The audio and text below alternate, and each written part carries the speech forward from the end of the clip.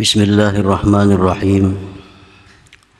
Alhamdulillahilladzi khalaqal insana 'allamahul bayan bayana dzatihi wa sifatihi wa af'alihi wal akwan.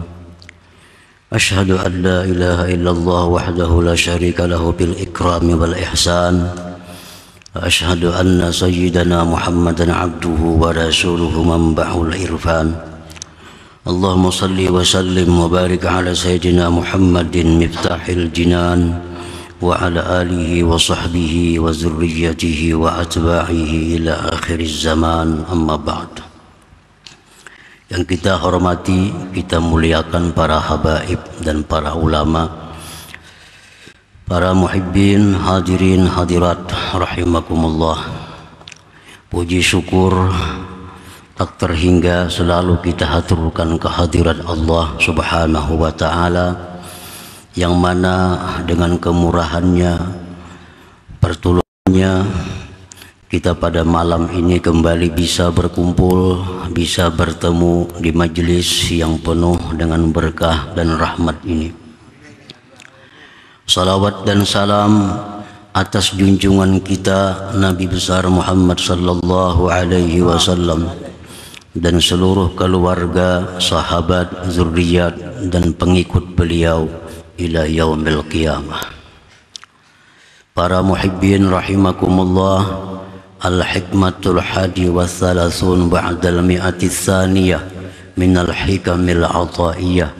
Qala al-imam Ahmad ibnu Athaillah as-Sakandari rahimahullah, nafa'ana bi'ulumih. Hikmah yang ke-231 dari Al-Hikamil Athaiyah, berkata Imam Ahmad ibnu Athaillah as-Sakandari rahimahullah, al-ilmun nafi' huwa alladhi yanbasitu bis sadri syu'a'uhu wa yankashifu bihi 'anil qalbi kina'uhu. Artinya, bermula ilmu yang bermanfaat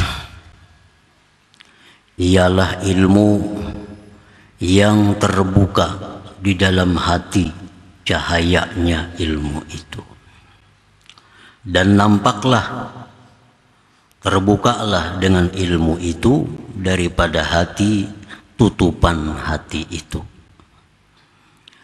Nah, para muhibbin rahimakumullah, al-ilmun nafi' alladhi umira bitalabih, bermula ilmu yang memberikan manfaat. Artinya ilmu itu ada yang tidak memberikan manfaat. Karena Nabi sallallahu alaihi wasallam dalam doa beliau, Allahumma inni a'udzubika min ilmin la yanfa'. Ya Allah, aku berlindung dengan Engkau daripada ilmu yang tidak bermanfaat.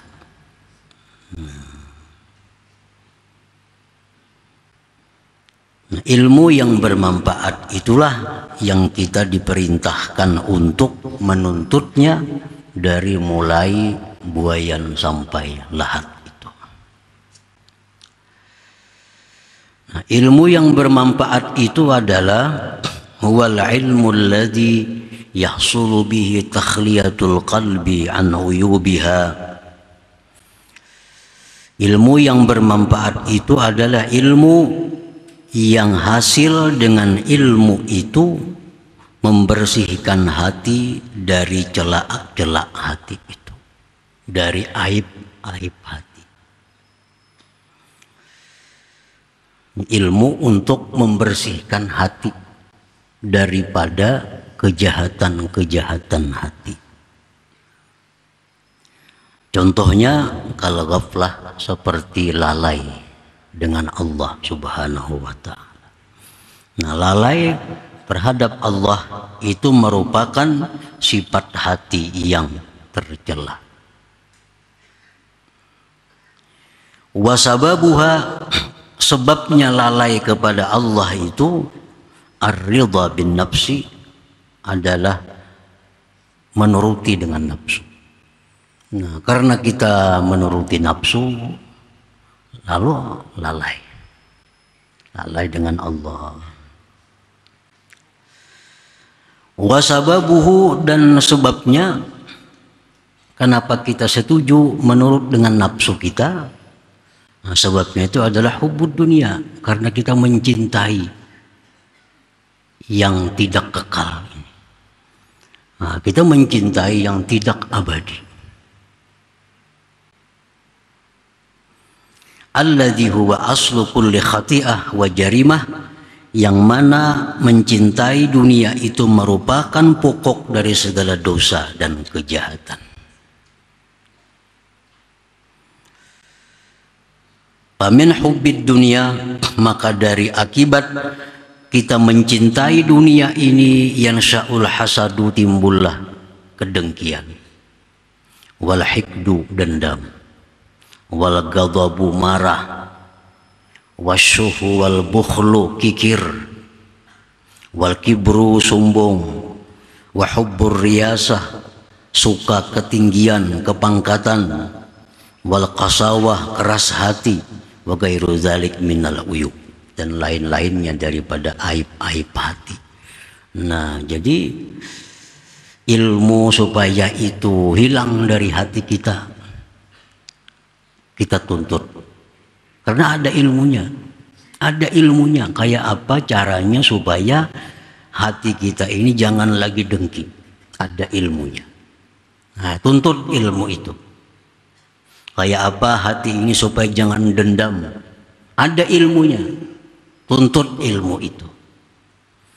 Kayak apa hati ini supaya jangan kikir, jangan sayang dengan harta. Ada ilmunya. Nah, ilmu-ilmu seperti itulah yang bermanfaat, yang kita disuruh menuntutnya itu. Nah, para muhibbin rahimakumullah. Wa yahsulu bihi, dan hasil dengan ilmu yang bermanfaat itu pula tahliyatul qalbi bi sifatil kamal, memperhiasi hati dengan sifat-sifat kesempurnaan. Kan nasihat, seperti nasihat, bermaksud baik kepada orang. Kayak apa caranya supaya kita ini selalu bermaksud baik lawan orang? Ada ilmunya. Bila kita mencari, dapat. Cari, dapat. Supaya kita ini ada maksud baik dengan orang. Kada pernah dalam hati ada menginginkan orang celaka. Kada pernah ada dalam hati menginginkan orang bangkrut. Ada pernah ada dalam hati menginginkan orang rugi. Nah, selalu hati ini ingin orang-orang itu diampuni Allah dosanya. Selalu hati ini ingin orang-orang itu dibahagiakan Allah dunia akhirat. Selalu hati ini ingin agar orang-orang ini dapat kemudahan. Nah, ini nasihat. Itu ada ilmunya supaya jadi bisa demikian. Wal afwi, memaafkan, warahmati, kasih sayang, wasakha, pemurah, wattawadu', wal khawfi, war raja, wa ghairi dzalik minas sifatil mahmudat. Tuntut ilmu itu. Ilmu nang macam ini nang kita disuruh menuntutnya itu. Jadi mesti kita seleksi pengajian-pengajian. Kada setiap pengajian itu baik untuk kita. Kalau semua majlis taklim itu baik untuk kita. Kadang-kadang ada majlis taklim yang membuat kita jadi pusing, membuat kita jadi cinta dengan dunia. Jadi jangan asal pengajian dengarkan, jangan. Apakah isinya itu demikian tadi atau sebaliknya? Baik radio, baik televisi, baik media cetak, ada pengajian, atau buku-buku, jangan langsung dicerna, jangan dibaca. Apakah ini sesuai dengan ilmu yang bermanfaat atau kada bermanfaat? Jadi bukan setiap majelis ilmu itu bagus bagi kita. Mungkin bagi orang yang bagus, bagi kita belum tentu bagus. Kalau kita menjalani jalan suluk, jalan yang mana kita ingin mencapai keridhaan Allah, jalan menjalani ma'rifat kepada Allah, hati-hati dengan pengajian-pengajian. Kalau itu justru menyimpangkan kita dari tujuan mencapai ma'rifat kepada Allah itu. Oh, ini pengajian masalah fikih yang menguraikan tentang mazhab ini, mazhab itu, kada perlu diikuti. Justru bikin tambah pikiran. Tambah pikiran. Ini mazhab Syafi'i mengatakan boleh, mazhab Hanafi kada berkunut, mazhab ini. Kada perlu ikut pelajaran seperti itu. La yanfa, kada berguna untuk mendekatkan diri kepada Allah. Amun untuk bahan pandir ya berguna aja bang itu. Banyak buku dibaca, banyak pengajian didengar, bahkan modal berpandir kira ya berguna aja. Tapi kalau untuk menuju kepada Allah, la yanfa, kada ada gunanya. Cari ilmu nah supaya kita ini asalnya kikir jadi pemurah, asalnya pendendam jadi pemaaf, asalnya pengarasan jadi lemah lembut. Nah itu ilmu yang macam itu yang bermanfaat untuk orang-orang yang ingin mendekatkan diri kepada Allah Subhanahu wa ta'ala. Para muhibbin rahimakumullah. Jadi hati-hati bagi mereka-mereka yang sudah suluk, sudah menjalani jalan menuju Allah. Jangan sembarang masuk ke telinga ilmu-ilmu yang barangkali bisa mengganggu konsentrasi kita untuk terus jalan. Wa yahsulu bihil ma'rifatu, dan hasillah dengan ilmu itu al-ma'rifatu billah, mengenali dengan Allah. Wa sifatihi, sifat-sifat Allah yang sempurna. Wa asma'ihi, nama-nama Allah al-husna. Wa af'alihi, af'al, perbuatan-perbuatan Allah. Wa bikaifiyati ta'abbud lahu, cara bagaimana beribadah kepada Allah. Wa ta'addub ma'ahu, bagaimana cara beradab bersama Allah. Nah ini ilmu yang bermanfaat, ilmu yang berguna ini untuk orang-orang yang ingin ma'rifat kepada Allah Subhanahu wa ta'ala. Para muhibbin rahimakumullah. Jadi Allah zatnya, kita pelajari tentang zat Allah. Sifat Allah kita pelajari. Allah punya sifat-sifat kesempurnaan. Nama-nama Allah semuanya nama-nama yang indah. Fi'il, perbuatan Allah semuanya punya makna tanpa sia-sia. Nah itu kita pelajari. Kita pelajari bahwa Allah itu mawujud, ada. Allah ada. Semua kita yakin Allah Ta'ala itu ada. Tapi kadang semua orang sudah merasa keberadaan Allah itu. Mulai kekanakan sampai nang tua yakin Allah ada. Tapi merasalah pada Allah itu ada. Nah ini yang perlu dicari ilmu. Kayak apa cara supaya keyakinan selama ini Allah ada itu bisa kita rasa. Jangan sampai kita meyakini tentang Allah ini sampai di ilmu yakin. Tapi harus naik ke ainul yakin, naik lagi ke hakul yakin. Nah ilmu semacam ini yang membawa beruntung dunia dan akhirat. Ini yang dicari. Kalau ada pengajian-pengajian yang mengarah ilmu seperti itu yang bagus didengar. Ini yang bagus didengar. Ada pengajian yang bertatawaan, ada artinya. baca rubuhan, tidak ada maknanya. La yanfa, kalau ada gunanya kalau untuk mendekatkan diri kepada Allah. Tidak ada gunanya. Cari ilmu supaya kita ini merasa Allah tuh ada. Nah, sekarang kita dengan Baitullah yakin. Baitullah tuh ada. Yakin. Itu ngarannya namanya ilmu yakin. Berangkat kita ke Mekah. Masuk masjid, melihat, ini Baitullah. Itu namanya ainul yakin. Lapah nih, berangkat nih. Perlu dana, perlu tenaga, pembimbing. Hanya sampai ke Mekah sana. Melihat ini Baitullah yang selama ini aku ketahui dari orang-orang. Sekalinya macam ini Baitullah. Itu namanya ainul yakin. Cari jalan kayak apa supaya kau melihat Baitullah itu. Melihat Baitullah, ainul yakin. Yakin bujur sudah pada ada sekalinya Baitullah ini.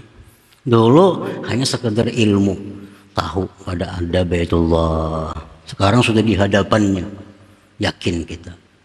Nah sekarang masuk ke dalam Baitullah, masuk ke dalamnya. Ini hakul yakin. Hakul yakin. Ngalih bana masuk itu. Bila ada orang nang dekat lawan bubuhan kerajaan, kada kau masuk ke situ. Kada kau masuk ke Baitullah. Kayak apa aja sugihnya, bisi harta, kada kau masuk. Kalau kada punya link nang bagus dengan kerajaan-kerajaan, amir-amir, nah, mungkin hanya bisa masuk ke dalam Baitullah. Nah sama orang untuk mendapatkan hakul yakin ini, kayak apapun amalan banyaknya kada akan bisa. Kalau kada syafaat daripada para aulia, terutama Nabi kita sallallahu alaihi wasallam. Nah, para muhibbin rahimakumullah. Jadi cara itu yang dituntut nih. Supaya kau melihat Baitullah, supaya kau masuk. Nah, jadi apabila kita meyakini bahwa Allah Subhanahu wa taala itu maujud, ada. Sudah dapat ilmu yakin. Nah kemudian kita sudah merasa bahwa segala sesuatu ini ternyata kada akan bisa ada tanpa adanya Allah. Nah, kita sudah bisa merasakan bahwa ternyata segala sesuatu ini kada akan bisa bergerak kalau tidak digerakkan oleh Allah. Segala sesuatu kada akan bisa berkehendak kalau kada diberi kehendak oleh Allah. Sudah kita rasakan itu. Berarti kita punya ainul yakin kepada maujudnya Allah Subhanahu wa ta'ala. Itu ada ilmunya. Ada ilmunya kayak apa cara supaya kita bisa duduk di ainul yakin itu. Melihat apapun kita kada akan lepas daripada Allah Subhanahu wa ta'ala. Nah, itu ainul yakin. Ini ilmu yang dicari. Ilmu dicari. Itu babakan yang kedua sesudah ainul yakin. Nah kemudian bagaimana caranya supaya kita bisa berakhlak dengan akhlak Allah. Akhlak Allah. Jar Nabi takhallaqu bi akhlaqillah. Berakhlaklah dengan akhlak Allah. Kayak apa cara supaya bisa berakhlak dengan akhlaknya Allah? Nah bila kita mampu berakhlak dengan akhlaknya Allah, kita sudah hakul yakin. Nah hakul yakin. Nah samuan itu ada ilmunya. Ada ilmunya. Asalkan kita mau belajar sungguh-sungguh, Allah menjamin diberi. Walladzina jahadu fina lanahdiyannahum subulana. Dalam Al-Quran, orang yang bujur-bujur ya Tuhan, sungguh-sungguh belajar. Lanahdiyannahum subulana. Kami akan berikan dia. Asal mau bujur-bujur belajar. Kayak apa supaya naik ke ainul yakin, kayak apa caranya supaya bisa masuk ke hakul yakin. Nah ini ilmu yang membawa kita beruntung. Ini ilmu. Nah para muhibbin rahimakumullah. Qala Syekh Abu Abdullah At-Tirmidzi al-ilmu nafi huwa an-nur. idza asyraka fi sadri tasawwaratil umur husnuha wa sayyi'uha wa huwa alamatul hidayah. Syekh Abu Abdillah At-Tirmidzi berkata, ilmu yang bermanfaat itu adalah cahaya. Bila sudah cahaya itu menerangi hati kita, kita akan melihat ini baik, ini buruk. Jadi ilmu untuk mengetahui mana halal, mana haram, mana yang mesti dikerjakan, mana mesti ditinggalkan, mana yang mendekatkan diri kepada Allah, mana yang membuat diusir oleh Allah. Nah, mengetahui itu ilmu bermanfaat. Wa huwa alamatul hidayah, itu alamat petunjuk Allah Subhanahu wa taala. Wa qala ba'dhum, berkata sebagian ulama, wa hadhil ulum allati yanbaghi al-insanu ay yastaghrika fiha umrah wa ma siwa hadhil ulum qad la yuhtaju ilaiha wa rubbama adarra bi sahibiha. Ini ilmu-ilmu yang diterangkan di atas tadi. Ilmu cara membersihkan hati, ilmu cara memperhiasi hati, ilmu cara mengenali Allah Subhanahu wa taala. Itu ilmu-ilmu yang mestinya manusia menghabiskan umur pada ilmu itu. Ilmu ini yang kita habiskan umur.